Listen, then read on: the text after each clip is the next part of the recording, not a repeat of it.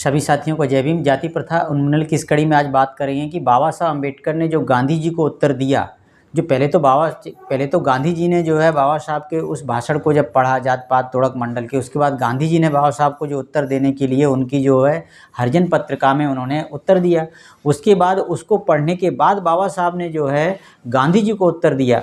वो जो है आप पिछले जो है कड़ियों को देख सकते हैं कि वो क्रम से जानने के लिए जो है तब आपको समझ में आएगा कि किस तरह से बाबा साहब जो आगे गांधी जी को उत्तर देते हैं, और उस मतलब जैसे महात्मा नाम से बोलते हैं तो महात्मा गांधी जी को जो है उत्तर देते हैं।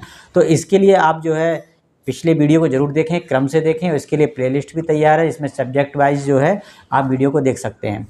तो मेन मुद्दा क्या है, तो मेन विषय जो है बाबा साहब जो है अपने इन्होंने जो तर्क दिया था, तो इतने बातें जो बाबा साहब ने बताई जाति प्रथा के बारे में, उसकी उत्पत्ति, विकास, संरचना, सारी चीज़ें, उसको ख़त्म करने का रास्ता भी बताया। उसके बाद महात्मा गांधी ने जो है गोलमोल तरीके से जो है जवाब दिया, और उस मुद्दे पर जवाब दिया ही नहीं जिस मुद्दे पर जो है बाबा साहब ने जो है चर्चा की थी। तो पिछली कड़ी में जैसे आप जान सकते हैं बाबा साहब ने ऐसे 6 बिंदु बताए जिस पर बाबा साहब ने कहा कि इन बिंदुओं पर जो है वो क्या मतलब उत्तर देना चाहेंगे।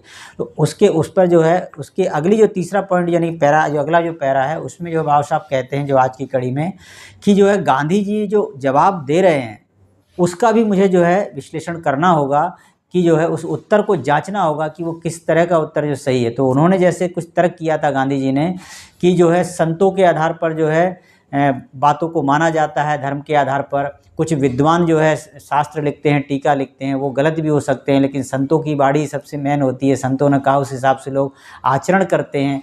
लेकिन बाबा साहब ने जो है कहा कि संतों का कितना प्रभाव पड़ता है और शास्त्रों का कितना प्रभाव पड़ता है। और इसके अलावा अगर वास्तव में अगर सबको जो है छुआछूत खत्म करनी है, जाति व्यवस्था खत्म करनी है, सब में भाईचारा लाना है, तो जाति व्यवस्था को नष्ट करना होगा, वर्ण व्यवस्था को समाप्त करना होगा। तो उसको समाप्त करने के लिए सबसे मेन जो है आपको शास्त्रों को समाप्त करना होगा, क्योंकि शास्त्रों पर विश्वास ही इसका जो है मूल है। तो इसके लिए जो गांधी जी क्या करते हैं, क्या कहते हैं, तो इस पर उन्होंने कोई जवाब नहीं दिया। तो इसलिए जो है उन्होंने जो तर्क किए थे गांधी जी ने, उसका जवाब जो है बाबा साहब देते हैं। तो आप जुड़े रहिए इन कड़ियों से। आज बहुत ही रोचक जो है बाबा साहब जो है तथ्य इसमें जो है जानकारी देते हैं और गांधी जी को जवाब देते हैं। तो अभी तक आपने चैनल को सब्सक्राइब नहीं किया, सब्सक्राइब कर लीजिए और लोगों तक जरूर शेयर कीजिए। बाबा साहब कहते हैं, मैं महात्मा द्वारा उठाए गए प्रश्न के सार को जांचना चाहूँगा। महात्मा मतलब महात्मा गांधी। महात्मा ने पहला प्रश्न उठाया कि मेरे द्वारा जो उद्धृत उदाहरण प्रमाणित नहीं। उन्होंने कहा कि जो बाबा साहब ने उदाहरण दिए हैं वो प्रमाणित नहीं हैं। तो मैं स्वीकार करता हूं कि मैं इस विषय का विशेषज्ञ नहीं हूं, लेकिन मैं कहना चाहूँगा कि जो उदाहरण मैंने जो दिए हैं वे श्री तिलक के लेखों से लिए हैं और भी जगहों से लिए हैं, जो संस्कृत भाषा और हिंदू शास्त्रों के जाने माने विद्वान थे। तो इस तरह से उन्होंने प्रमाणिक उदाहरण बाबा साहब ने उसमें छांट के दिए। उन्होंने दूसरी बात यह कही कि शास्त्र की व्याख्या विद्वानों द्वारा नहीं बल्कि संतों द्वारा की जानी चाहिए, ये कहते हैं गांधी जी। तो इस पर बाबा साहब कहते हैं, जैसा संतों ने समझा है कि शास्त्र जात पात और छुआछूत का समर्थन नहीं करते, पहले प्रश्न के बारे में मैं महात्मा से प्रश्न पूछना चाहता हूं कि इससे किसी को क्या लाभ या हानि होगी यदि गद्यांश अंतर्वेशित है और संतों द्वारा उनकी व्याख्या अलग अलग की गई है। आम लोग असली मूल पाठ और अंतर्वेशित मूल पाठ में जो है अंतर ही नहीं कर पाते हैं। आम लोग तो यह भी नहीं जानते कि शास्त्रों में के मूल पाठ है क्या।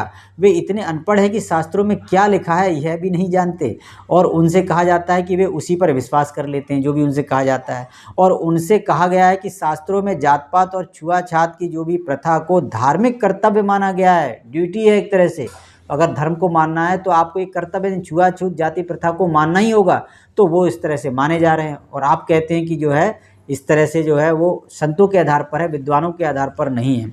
आगे बाबा साहब कहते हैं, जहाँ तक संतों का प्रश्न है तो मानना पड़ेगा कि विद्वान लोगों की तुलना में संतों के उपदेश कितने ही अलग और उच्च हों, वे शोचनीय रूप से निष्प्रभावी रहे हैं। क्योंकि प्रभाव किसका रहा है, जो लिखित में शास्त्रों में जो है लिखा गया है, और जो संत जो है अपने तरफ से जो बताते हैं, लोगों को प्रचारित करते हैं, वो उसको मानते नहीं, उस तरह से जो है लोग धारण नहीं करते हैं, वे निष्प्रभावी रहते हैं। इसके भी बाबा साहब 2 कारण देते हैं कि वो निष्प्रभावी क्यों हैं।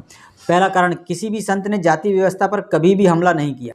उनमें से अधिकतर उसी जाति के होकर जिए और मरे भी जिस जाति के वो थे। तो कैसे कह सकते हैं। आगे बाबा साहब उदाहरण देते हैं कि ज्ञानदेव ब्राह्मण के रूप में अपनी प्रतिष्ठा से उतने उत्कट रूप से जुड़े हुए थे कि जब ब्राह्मणों ने उन्हें समाज में बने रहने से इनकार कर दिया तो उन्होंने ब्राह्मणों के पद की मान्यता पाने के लिए जमीन आसमान एक कर दिया था। और एक जो है संत थे, एकनाथ जो है, जो अछूतों को छूने तथा उनके साथ भोजन करने का जो है साहस दिखाने के लिए धर्मात्मा बने हुए थे।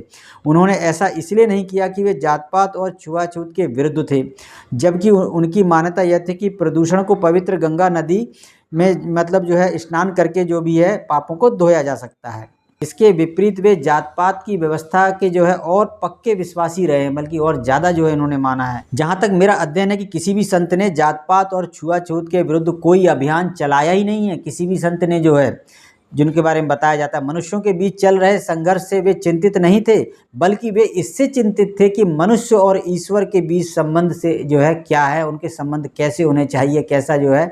तो मनुष्य और ईश्वर के बीच व्यवहार से चिंतित थे, और जबकि वे इससे बिल्कुल चिंतित नहीं थे कि मनुष्य का दूसरे मनुष्य के प्रति कैसा व्यवहार है। उन्होंने यह शिक्षा नहीं दी कि सारे मनुष्य बराबर हैं। यह एक बहुत अलग और बहुत हानिकर प्रस्ताव है, जिसकी शिक्षा देने में किसी को कोई परेशानी नहीं होगी या जिनके मानने में कोई खतरा नहीं है। अब दूसरा कारण देते हैं बाबा साहब। दूसरा कारण यह है कि संतों की शिक्षा प्रभावहीन रही है, उनका कोई प्रभाव नहीं रहा, क्योंकि लोगों को पढ़ाया गया है कि संत जाति का बंधन तोड़ देते हैं, और इसलिए जो है वो आम आदमी से कुछ अलग होते हैं, और वो कुछ ऐसा उटपटांगे, कुछ भी मतलब ऐसा करते हैं जो आम जनता नहीं कर सकती।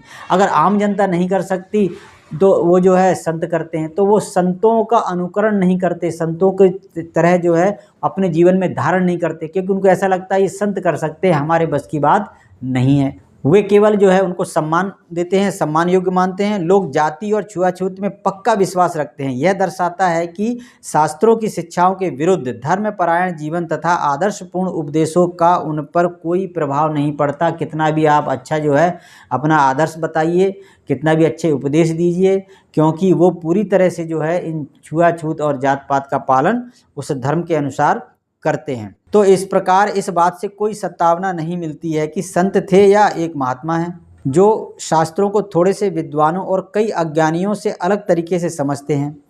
यह कि आम लोग शास्त्रों के बारे में गलत विचार रखते हैं, उसी तथ्य को ही ध्यान में रखना चाहिए और उसी को ध्यान में रखना पड़ेगा। शास्त्रों की सत्ता को समाप्त किए बिना और कैसा व्यवहार किया जाए, बाबा साहब कहते हैं, जो आज भी लोगों के आचरण को संचालित करते हैं।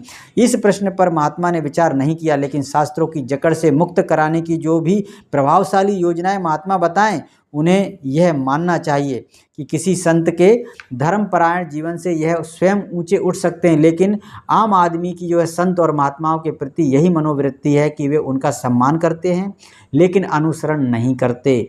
इससे कोई कुछ अधिक जो है नहीं कर सकता। इसलिए बाबा साहब गांधी जी से कहते हैं, क्या आप ये बता सकते हैं कि शास्त्रों की सत्ता को कैसे समाप्त किया जाए, इस पर विश्वास को कैसे जो है तोड़ा जाए, और इसके अलावा इसका अनुसरण जो है आम जनता कैसे करे। तो जो गांधी जी ने तर्क दिए थे कि संत के आधार पर जो है ये धर्म के जो है नियम है, लेकिन बाबा साहब कहते हैं कि नहीं, ये शास्त्रों के आधार पर हैं।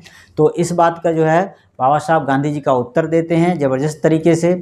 और इसके बाद अगले जो है कड़ी में जो अगले पैरा में जो है बाबा साहब और भी जो है ज़बरदस्त जो है उत्तर देते हैं। तो आप जो है जुड़े रहिए इन कड़ियों से जाति प्रथा उन्मूलन की, कि बाबा साहब गांधी जी को क्या उत्तर देते हैं। तो मिलते हैं अगली कड़ी में। सभी साथियों को जय भीम।